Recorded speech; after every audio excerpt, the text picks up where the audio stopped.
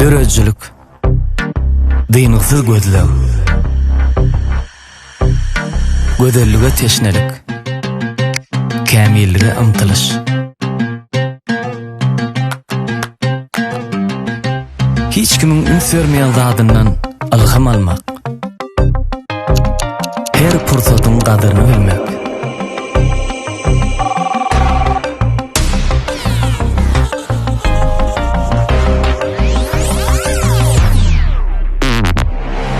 Öz stilini tapmak, özüňi tapmak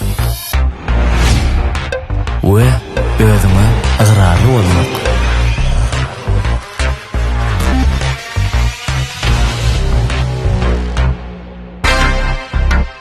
Bu ýolda iň esas zat öz işini ýüregiň bilen söýmek.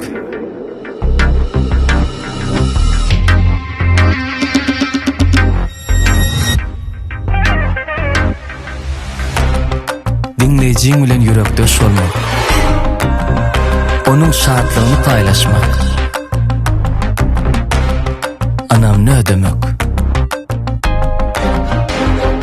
Bu uly jogapkärçilik we uly